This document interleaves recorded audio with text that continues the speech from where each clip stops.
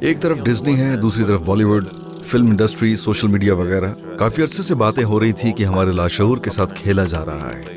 آپ کو ایسے خیالات کب آنا شروع ہوئے؟ کون سی مووی دیکھ کر آپ کو پہلی مرتبہ یہ احساس ہوا؟ تو ایک رات میں ہالی ووڈزم نامی ایک مووی دیکھ رہی تھی، اور یہ بہت دلچسپ بات ہے. جب میں نے یہ دیکھا تو سوچا یہ تو اسرائیل اور فلسطین میں ہونے والے واقعات سے بہت ملتا جلتا ہے. اور ظاہر ہے میرے دماغ نے ایسا سوچنا شروع کیا کہ کیا ہمیں اس کے لیے تیار کیا گیا ہے. جب لوگ کچھ دیکھتے ہیں تو وہ ایک ویژول تصویر دیکھتے ہیں اور یہ انہیں بہت متاثر کرتی ہے. جب آپ اپنی ریسرچ کر رہی تھی تو آپ کو سب سے زیادہ کس چیز نے حیران کیا؟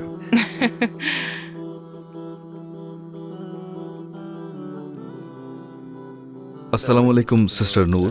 میں آپ سے یہ پوچھنا چاہتا ہوں کہ ایک طرف ڈزنی ہے، دوسری طرف Bollywood, film industry, social media وغیرہ. کافی عرصے سے باتیں ہو رہی تھی کہ ہمارے لاشعور کے ساتھ کھیلا جا رہا ہے. کچھ لوگوں کا خیال ہے کہ یہ ایک سنگین مسئلہ ہے اور دیگر کے خیال میں یہ سازشی نظریے ہیں. آپ بطور امریکی مسلمان ان مسائل پر ریسرچ اور تجزیے کر رہی ہیں.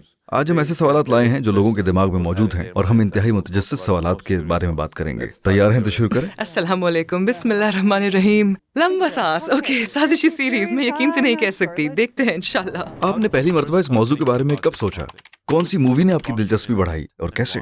تو ایک رات میں ہالی ووڈزم نامی ایک مووی دیکھ رہی تھی، اور اس مووی کا پس منظر یہ تھا کہ مہاجر یہودیوں کا ایک گروپ تھا جو یورپ سے ہجرت کر کے امریکہ آئے تھے اور اس طرح کا کچھ، اور انہوں نے فلم کمپنیاں شروع کی.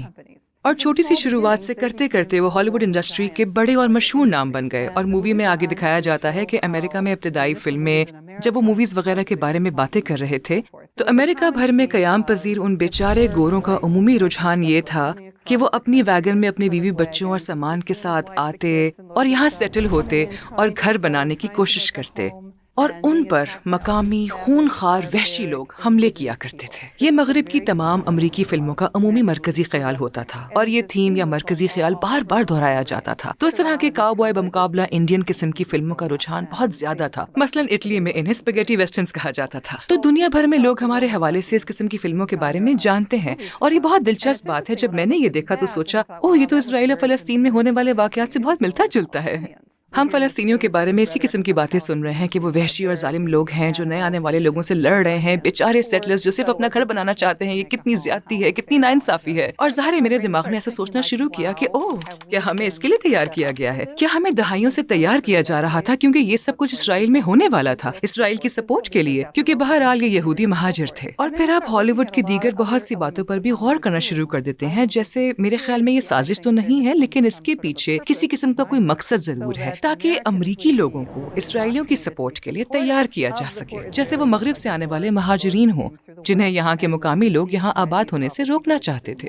اور ظاہر ہے امریکی مقامی لوگوں کے خلاف ہو گئے تھے، اور انہوں نے رفتہ رفتہ ان کا خاتمہ کر دیا تھا اور انہیں سائٹ پر کر دیا تھا کہ فلسطین میں جو ہو رہا ہے اس سے بہت مماثلت رکھتا ہے. تو میں نے اس موضوع پر سوچنا اور اس پر مزید ریسرچ کرنا شروع کیا، اور پھر مجھے دیگر فلمیں بھی ملی. ریسرچ کے دوران آپ کو سب سے زیادہ حیران کس چیز نے کیا جس پر آپ نے کہا ہو کہ نو وے؟ مجھے بہت حیرت ہوئی کہ بطور امریکی ہم یہ دیکھتے ہوئے بڑے ہوئے ہیں. آپ کو پتا ہے کہ ہمارا زمانہ black and white T V کا زمانہ تھا. مثلا مجھے پہلا کلر ٹیلی ویژن پروگرام بھی یاد ہے. یہ ڈزنی کی پروڈکشن تھا. ہم اتوار کی شام 6 بجے کا انتظار کیا کرتے تھے. ڈزنی کی خوبصورت اور شاندار دنیا اور جاندار رنگ. جب میں نے ہالی ووڈزم کے بارے میں فلم دیکھی تو محسوس ہوا جیسے میں برین واش تو نہیں کہوں گی، لیکن ایک مخصوص موضوع کے حوالے سے ہماری ذہن سازی کی گئی ہو کہ ہم اس موضوع کے بارے میں کیسے محسوس کرنا چاہیے اور کیسے ہم موضوع سے تعلق محسوس کریں وغیرہ وغیرہ. جیسا کہ میں نے کہا مجھے بہت حیرت ہوئی کیونکہ مجھے ساری زندگی یہی دکھایا گیا تھا. میرے سارے امریکی دوستوں اور فیملی کو یہی دکھایا گیا تھا. اور میرا خیال ہے اس سب میں ہمارے بہت سے لوگ کہہ رہے ہیں کہ فلسطین اور اسرائیل میں جو کچھ ہو رہا ہے، امریکیوں کو فلسطینیوں کے ساتھ ہونے والے برتاؤ پر ان سے ہمدردی کیوں نہیں ہے؟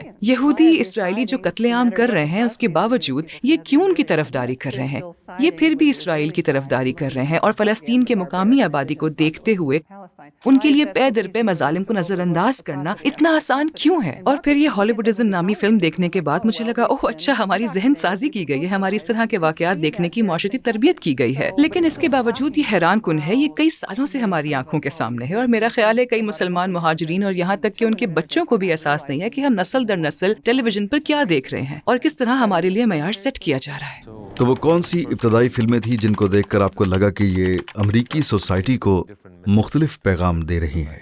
दरअसल इब्तदाई फिल्में जो मुझे याद हैं उनमें से एक फिल्म एक्सोडस थी। मैं उस वक्त मिडिल स्कूल में थी और ये भी बेचारे यहूदी लोगों की कहानी थी जो फलस्तीन में उन खौफनाक अरबों के दरमियान अपना घर बनाने की कोशिश करते हैं, जिन्हें ज़ाहिर है कि मुसलमान भी कहा जाता है, जिन्होंने उन पर तशद्दुद किया और उनसे बेरहमाना और खौफनाक सलूक किया, और यहाँ भी बस एक गरीब आदमी घर बनाने की कोशिश कर रहा है। तो ये फिल्म अमेरिका में ब्लॉकबस्टर थी। इसका थीम सॉन्ग खूबसूरत और एक्टर इंतहाई हैंडसम था। जी बिल्कुल हैंडसम एक्टर, और बहुत से एक्टर्स यहूदी थे, लेकिन उन सबको लातीनी नाम दिए गए थे। लेकिन इसका असर बहुत ज्यादा था क्योंकि मैंने अपने स्कूल में देखा कि मेरे कुछ दोस्तों ने स्टार ऑफ डेविड नेकलेस पहनना शुरू कर दिए थे और उनका कहना था कि वो इसराइल जाकर किबुत्स ज्वाइन करना चाहते हैं। मैंने अपने ईसाई दोस्तों से कहा, अभी माजी करीब में ही आपका चर्च उन्हें मसीह का कातिल कह रहा था।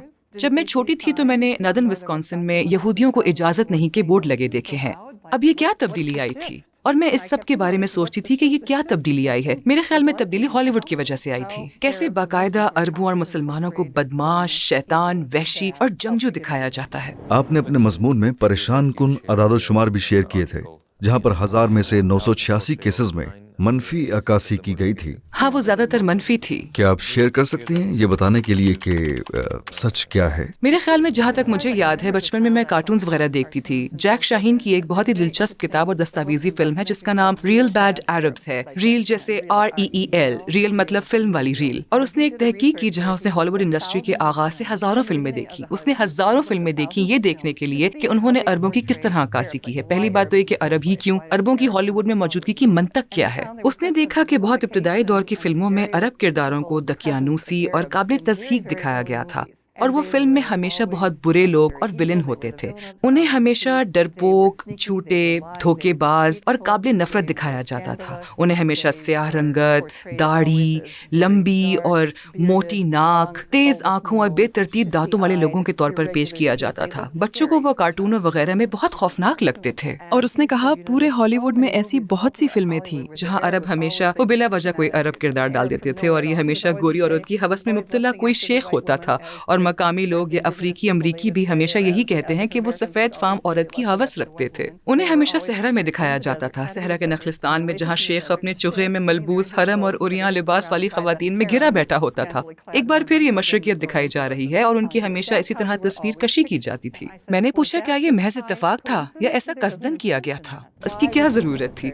उन्होंने अरबों को दिखाने को ही क्यों जरूरी समझा? और कार्टून्स में भी मुझे बचपन का एक खास कार्टून प्रोग्राम याद है जिसमें अरब कैरेक्टर मुसलमान से ज्यादा हिंदुस्तानी और हिंदू लगता था, लेकिन उसके सर पर सफेद पगड़ी होती थी और नंगे सीने और टांगों के साथ उसने बस एक लंगोटी पहनी होती थी, और वो हमेशा एक कमरे से सलामी सलामी बालोनी कहता हुआ बाहर निकल रहा होता था, किसी की तकरीम करना। और मुझे याद है क्योंकि जब मैं क्लरिकल काम कर रही थी और मैंने अपनी एक साथी को अपने मुसलमान होने के बारे में बताया और कहा कि हम अस्सलाम वालेकुम कहते हैं, जिस पर वो फौरन उस कार्टून के हवाले से ओ सलामी सलामी बालोनी कहने लगी। मैंने उससे कहा, ये बहुत नागवार बात है, लेकिन इस पर तुम्हारा कोई कसूर नहीं क्योंकि तुम्हें बचपन से यही सिखाया गया। तुम्हारे जहन में ये सोच मुसलमानों से जुड़ी हुई है। हम इसी तरह मुसलमानों की नुमाइंदगी करते हैं, हम इसी तरीके से करते हैं। वो मुसलमान कम और हिंदू फकीर ज्यादा लगते हैं, लेकिन हकीकत ये है कि उन्होंने इसमें सलाम डाल दिया और हमारे सजदों का मजाक उड़ाया। और मेरे ख्याल में ये सब इरादतन किया गया है, ये हादसाती नहीं है और ना ही ये मजाक के लिए किया गया है। बच्चों को कुछ ऐसा देखने की क्या जरूरत है? बहुत दिलचस्प, जैसा कि आपने कहा, लाशऊरी चीजें।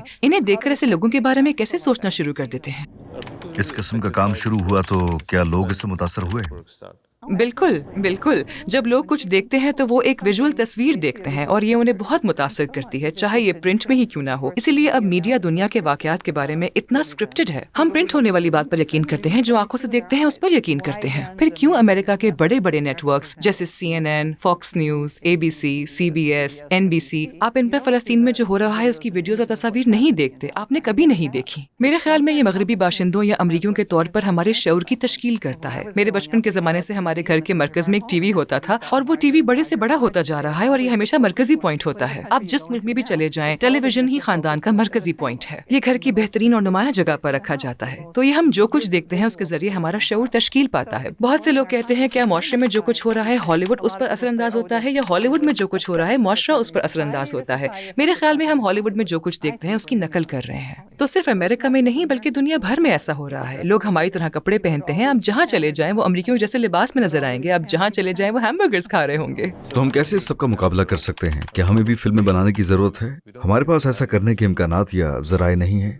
اگر ہم اپنی آواز بلند کرنے، تبلیغ کرنے، فلمیں اور اپنی تاریخ پیش کرنے کا ارادہ رکھتے ہیں تو اس کے لیے ہمیں اپنے معمول کے طرز زندگی کو ایک طرف رکھنا ہوگا، اپنے قرآن کا مطالعہ کرنا اور اس سے مزید گہرا تعلق رکھنا پڑے گا۔ ہمیں بہت ہی شاندار پروڈکشنز جیسے آپ کی پروڈکشنز ٹوورڈز ایٹرنٹی اور بلاگنگ تھیولوجی کو دیکھنے کی ضرورت ہے۔ سیکھنے کے لیے بہت کچھ ہے، اور ہم بطور مسلمان ایسا نہیں کر رہے۔ ہم امریکی بیانیے کے اس وائٹ واشنگ کو قبول کر رہے ہیں کہ ہم بطور مسلمان کون ہیں، اور اس کے ساتھ ساتھ یہودی بیانیے کی بھی کہ ہم ہالی ووڈ میں کون ہیں۔ ہمارے لیے اپنی تاریخ جاننا بہت ضروری ہے تاکہ ہم اپنے بیانیے کو کنٹرول کر سکیں اور اپنی کہانی بیان کر سکیں کہ ہم بطور مسلمان کون ہیں۔ ہم نے کیسے عرب دنیا میں، اسپین میں اور سلطنت عثمانیہ میں شاندار دور گزارے ہیں، جہاں کوئی پریشانی نہیں تھی، ہماری کسی سے جنگ نہیں تھی، فرقہ وارانہ تشدد نہیں تھا، جو ہم پوری دنیا میں دوسری ثقافتوں میں دیکھتے ہیں، اور ہمارے یہاں یہودیوں پر ظلم نہیں ہوتا تھا، وہ ہمیشہ مسلمانوں کے ساتھ رہتے تھے۔ مستقبل میں کیا آپ مسلمانوں کے لیے پر امید ہیں؟ کیا انہیں پر امید ہونا چاہیے یا مایوس؟ مایوس ہونا ایک مسلمان کے کردار میں نہیں ہے۔ سورہ آل عمران سے، اور نہ تم سستی کرو اور نہ غم کرو کیونکہ اگر تم سچے مومن ہو تو تم ہی غالب رہو گے۔ ہمیں اسی بات پر قائم رہنا ہے۔ ڈاکٹر یعقوب کہتے ہیں، جو مجھے بہت پسند ہے، وہ اپنے تمام لیکچرز کا آغاز قرآن کی ایک سورت سے کرتے ہیں۔ بسم الله الرحمن الرحيم إذا جاء نصر الله والفتح۔